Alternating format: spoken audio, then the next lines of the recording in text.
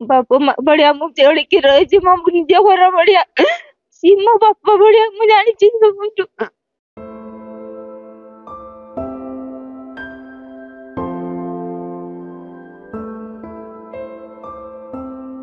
परलोकरे काकटपुर पूर्वतन मंत्री तथा विधायक सुरेन्द्रनाथ नायक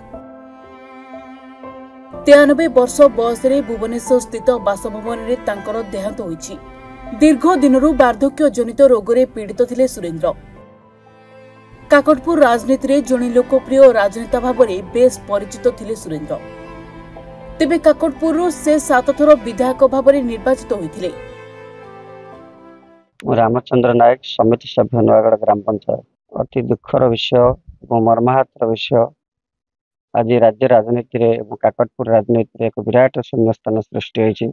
आम समस्त सम्मानीय वर्षायन गांधीवादी नेता श्री सुरेन्द्रनाथ नायक आज नहांती आम मान को छाड़ी आर पारिकी चली जाइए। निश्चिंत भाव में अति दुखर विषय कारण काकटपुर गर्व थे। काकटपुर विकास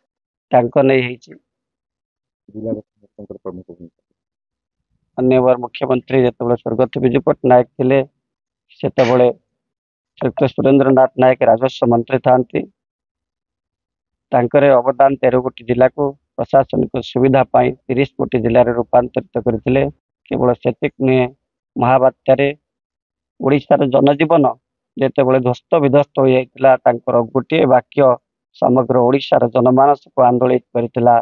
चढ़ईर बसा अच्छी मनीषर बसा ना। ये मनीष ये संग्राम एवं लड़े बासहरा मनीष मान आज से नहांती सत किंतु राजनैतिक क्षेत्र से आंब मान को प्रेरणा जोगाई आसही प्रेरणा जुग जुग धरी काकटपुरवासी को उद्बुद्ध कर काकटपुर विकास रास्तार क्षिप्र गति आगे जीव। मो ना सुकुमारी मुंडा। मालिक मो बापा तो मो मालिक बहुत मत भल पाती मु बहुत भल पाए बढ़िया लोक मो जीवन टा पाइबिनी एते भल पाती दुनिया रे मो भी बहुत भल पाए। घर को आसिले 8 दिन कहबे मालिकाणी माँ कौन करुछु हमर कौन हाल चाल चाष बास कौन घर द्वार कौन गाँव रे भल मंद कौन तो किए कौन कहते आमर चाष बास कौन है पैसा पतर अच्छी ना ना कौन भल मंद सब बुझिक जाती।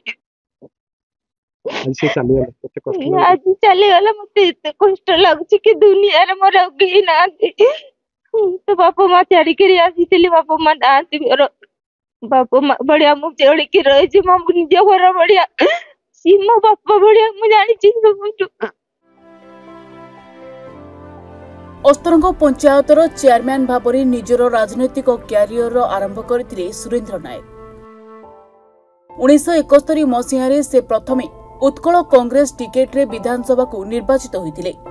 एहा परे से 1977 एवं 1985 मसीह जनता पार्टी रू टिकेट पाई विधायक भाव में निर्वाचित होइथिले।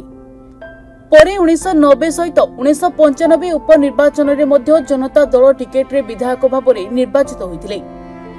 एहा परे से 2000 एवं 2004 मसीह बीजेडी टिकेट रे विधानसभा निर्वाचन लड़ी काकटपुर विधायक भाव में निर्वाचित होइथिले। एथिसह विभिन्न समय विभिन्न विभाग में मंत्री भाव में दायित्व तुलाइथिले सुरेन्द्र नायक।